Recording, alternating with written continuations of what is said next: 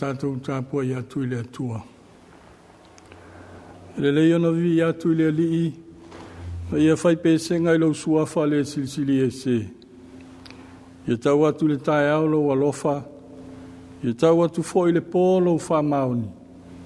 Le lau pese se fulu na manoa, ma le nā peli, ma le leo le kitara. O le talo mo le ngapa ia, se o tātou talo. Mātou tau tau lo alofa ta mā le tae ao le nei aso. Le nei foi wā mātou tau nu mai le afi o le nei lava aso. Tau lava maono mea no mātou tau tau lo wha maoni. O mātou au whātasi malo mātou atu nuu. E vātou le tau langa whaafitai o le tāpua inga i la ua fio. Pangale le iso mātou poto le iso mātou malosi. O mātou mua i wala awa i lo nganga ina ia mafuta mai. Mātou te whaiai le nei sauninga i le awa malimi ngau e te tau ai. Ma i ulava mea uma mātou te whai mo le whaasilisili ina o lo suafa. Ma whaatele ina i pēr le vi inga o la ua fio. No lo lava suafa pele Yesu o mātou mua i ole ma te talo atu ai nei lava. Amen. O le pese se laus fulmaleiva, tātou te pese ai, tātou pese le pese se laus fulmaleiva.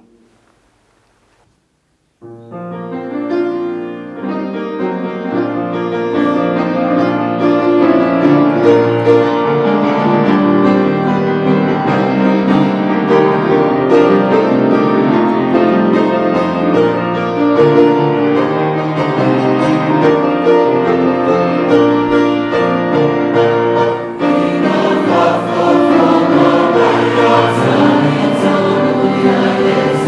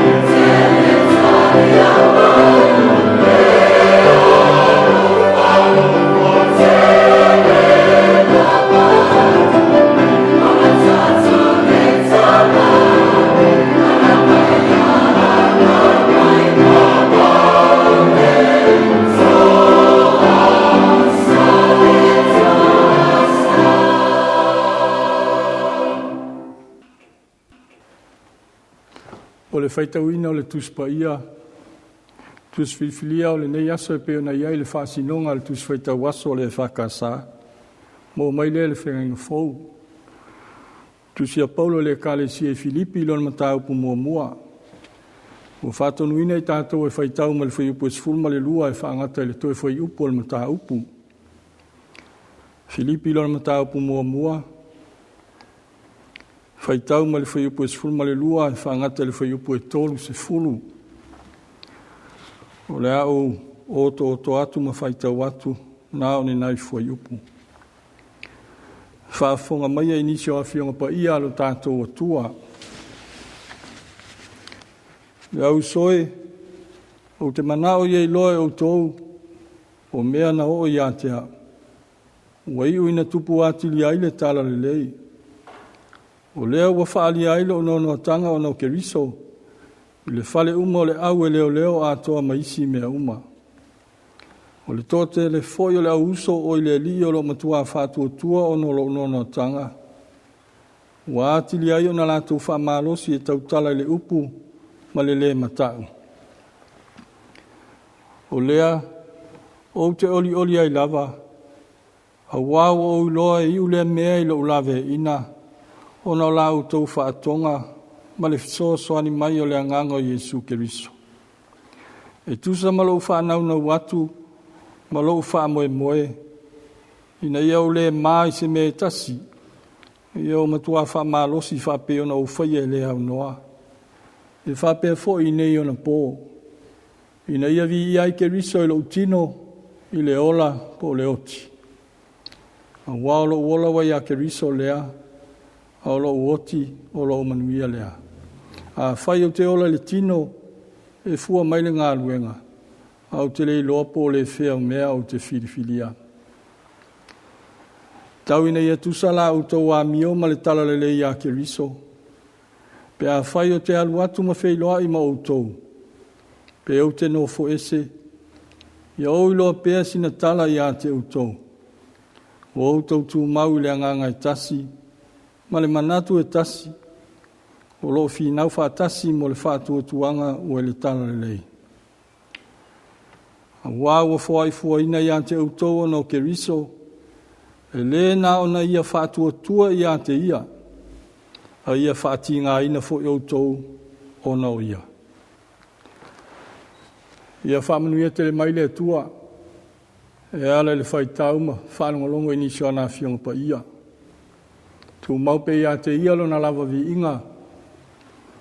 Nei maso umai o le whawa vau. Amen. O le launga le suafa mamalu le atua le tamaa, le alo, ma le angang pa ia. Amen. O maua le matua, ma le whaiupu e sifuru ma le tolu. O le ia le whaitau lea. O lea ua whaali ailo no tanga o no Keriso. I le whale uma o le au e leo a toa maisi mea uma. Manatu au tu o le nei aso e peo na ia il whasinonga le tusi whaitau aso le e whakasa. O noa noa tanga o Paulo. O noa noa tanga o Paulo. O le tusi whaitau le nei o lo whatau ina ai. Le lo loto o popua ngā ma whaingata na whengai ma Paulo o ia il whepui Roma. O leo se tūlanga le lei o ia le tala inga le apostolo nu esi. Wa foi wa ino siama tau e mua e tangata le talitonu il tala le o tau mawhai atu ai Paulo. E wa sasa whaafia sai mano no i fili ua mea. Wa atu fia foi o na lafo il falpui. E le whapea ua soli e Paulo se tūla fono i Roma. Ia pa ua whai foi se amio matanga. E le ai. Whai mai upo Paulo e peo na whainga matua, o lea ua whaali ailo no tanga o no keriso.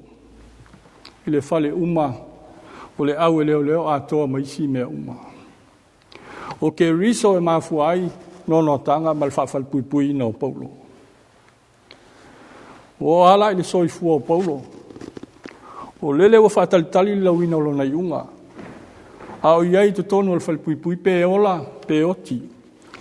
Po le whaasa o loto ina i toi mafuta ma le au loto i Filipi, po le awhasi o tia. So se tangata soifua la vai, e whaalongo lo wala ta maile oti, po pole loma ato atu wale. E fefe. E tu fesili le tangata i le atua, po o mailo na taimi. E po wa uma fo inga luenga tu ina mai ate i e whaile nei lalo langi pele ai. O la ngona e tutupua e le tangata pe atula tamele o tia te ia. Pe itai le apostolo Paulo, o le oti lele wa iona luma, e le ifefe ai. E le ife silingia fo e Paulo le atua, po wa uma na ngaluenga le lalangi. Ai po lona taimi lea ua o mai. E ui le tau whamatau mai o le oti, le i whawaiwai ele so i fua. Nau ato Paulo le ngā luenga Yesu. Whai mai upo Paulo.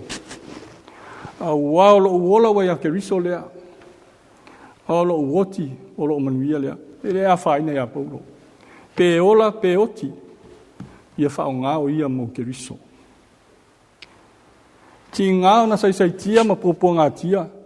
Le i whaafiti pe sol muli Paulo. Wa ia moli mauina le sisili ese o lo natua. Po tali tonu foi Paulo o lo natua. Lea la te mafuta whaatasi tu tonu o le whalpuipui. O lai ai whaatasi ma lea li o Yesu. O lea li o le fia. Le winga lea o le tusi a Paulo le aulotu i Filipi. Whai mai o le tusi fia, a joyful letter. O le tusi whaafetai mo le aulotu i Filipi. O na lo latu wanga le lei. Le ma au mal minusia se leni pa ia na moli a e pa feroti mo Paulo. Ia ta oto ia futia o sola. Taimi tuana i o le ola whamaolunga o Paulo ia Yesu. Le fiata ma autu ma le fiata ma tautaua. Ua foi o Paulo o le farisaio. Na sa ilini o na vi inga. Ma le fiata ule leia. E ala i le pu e mai o kerisiano e sasa. Noa ma ave Jerusalema. Peita ina watai ale malama o le lii. Na leilo e Paulo se mea le ala i Tamaseku. Le malama sili ese leo Yesu. Na tai ai Paulo. Ma iloa e Paulo. E ele si malo sili atu ilo ia. O i nā fo i fto ai loa e Paulo. E le ai ase malo se mwhai ona ia tape ina le fatu. O le tala le lei o umana toi ke riso. E se awhai ngā le atua. O ala le atua le o ala ia o le tangata. Au mai lawa le atua Paulo ma le fia tama autu, ma le fia lau iloa, lolo i nona tanga. Au mai ai le fia toa ma le wha mawalunga, tānu mia i pōpua ngā o le vema so o ke riso.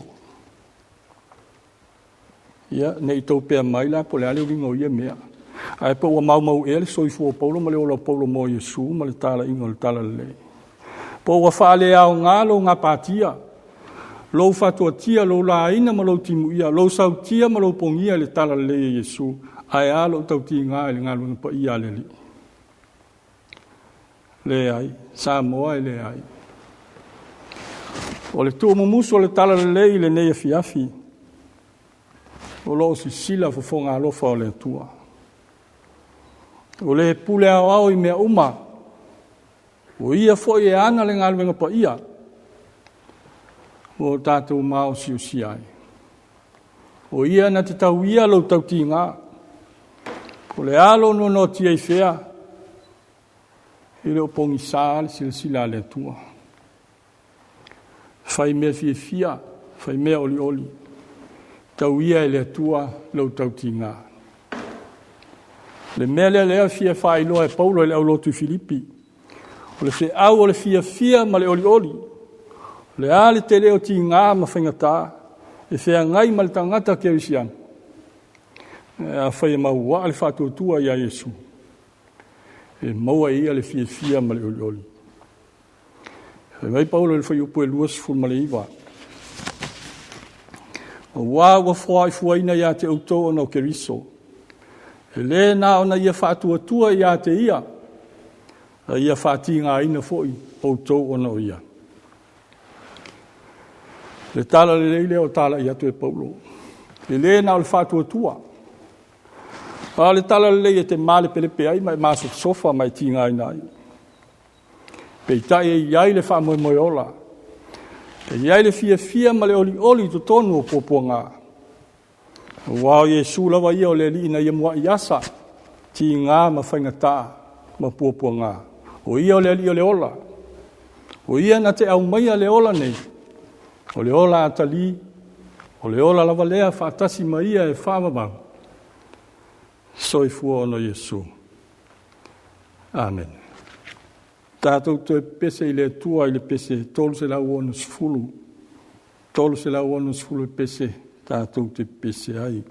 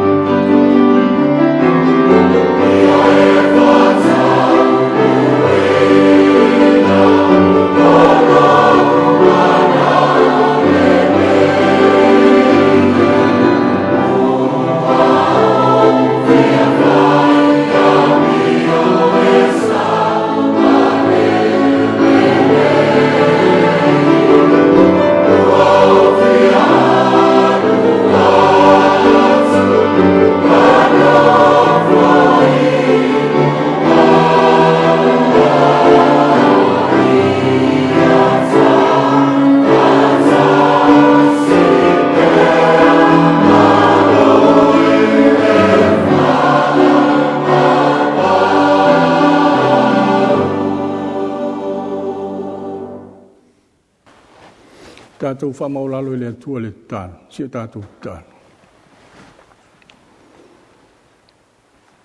Le atua silisili e selo mātou ta mawhale langi. O le atua e pa ia ma mamalu lava la ua fio. O le atua o le alofa, ma le alofa muti vale o malawa. O le atua o le lo tausia ina sa moa i le tausinga i le mawae. Le tausinga le ala ua fio. O mawhai e ona o mātou tau nuu i le fiafi o le ne yaso. Ina wai ufe au mga aluenga o tiute mawhaiwa. O mātou whanau ia o onga. O nei a mātou matua tausi ma e sa whaamuli o mātou whale. Whamalo whaafitai ta mai lau leo leo ngā malu o mātou saunga le muai. Whaafitai le nei o fisa whaasaralau ma le nei TV. Ma whai e ono longa puyali ilo atu nuu i mea o tutupu le larolangi e meise foi i tu tonu lava o Samoa. E meise foi o le whaataua ina o lautala le peo na iaile nei awanoa tāua. O mātou whaonga ina aile nei TV. E whaasara lau ina aile tala i lo walofa tūnoa. Whaaftai lo walofa ia Samoa. A wawa e whaatu mau ina pea lo na mātanga o fie malona le lei. Wa e whaatamau ainga ina pea le sami, le wao matua ma le ele. Vi ia aila wa fio tamaa i me silisili wa e whaia mo i mātou. Whaatupu ina i pea lo mātou ola fia ma le ola talitonu i la wa fio. O la wa fio e ona i mātou. Whaaftai le poto ma le atamai ta leni mga waa. Whaaftai le ola ma le malosi. Whaaftai au tō whinga e awala e se mai. Lo whaonga ina o tangata. Meise o loa tunu a toa i so se whi au ma so se ngā luenga. Tu tono le malo, tu tono le kalesia. Tu tono falfai ngā luenga o company ese. Wha malo whaaftai ta maa i lo manatu. Ma lo tō fia o i mātou. Mātou whaaftai le atua i lautara lei. Meise o lau tuspa ia mātou whai tau ma whanongolongo i pea. Whai mata i ala i lo mātou ola e tau sa i lili atua i pea i lau fio ma lau fina ngalo pa ia. Vi ia lau fio lau le tu la fua i mai o i mātou. Ue mafuta ina i mātou le mafutanga i le mawae ala i lo nganga. O le nganga e whaafia mai ma wha malosi au mai. Whaalotu tele mauna ina i mātou ina i au mātou wha malolosi a ngai pe luma. Awale solo muli ma wha vai. Sili le whaaftai a Yesu le li o le ola. Le na ofo ina mailo na soifua pa ia ina ia maliu matanumia. Peitai na toe tū manu malo i le oti ma le tunga mau. O tū saoloto, hai i mātou sa saisaitia. I whainga le li o le laulangi ma le malosi o le olanga sala. Mātou au whaatasi me le au kerisiana uma ma lau fōwhanga mamana mātou whape atu le neia fiafi. Tu mau i la ua fio le vi inga ma le mamalu, le whamanu ma le whanetanga le pule au malawa. Nei ma se iau o le whaavavau. Ma ia whaatupu te leina pea le vi inga o la ua fio mai le tupulanga ma le tupulanga. E o lawa i le whaavavau tamaa. Le atua mi o tō nue. Le ai aso mātou le leipe au mātou o atu i la ua fio. Mātou talitonu lawa o i mātou o le whanau a ngā sala i o luma. Te le lawa ina whaia mea mātou te loto i ai. O mātou whātuatua na i lo fina ngalo pa ia. Mātou whaamau la lo atu. Alofa mai la ua fio e whaamamā ma whaamangalo i mātou. Iei foi lo mātou langona e le tau tōlo lauina o mātou se ma mātanga. Au wao la ua fio e ati lau sila whanga. E o ai mawhauwhaunga o mātou loto. Ua lo na e sila fiai i mātou. Tau ia ia vele totu pa ia le keriso manu malo. E whaamamā ma fufulu ina ai i mātou.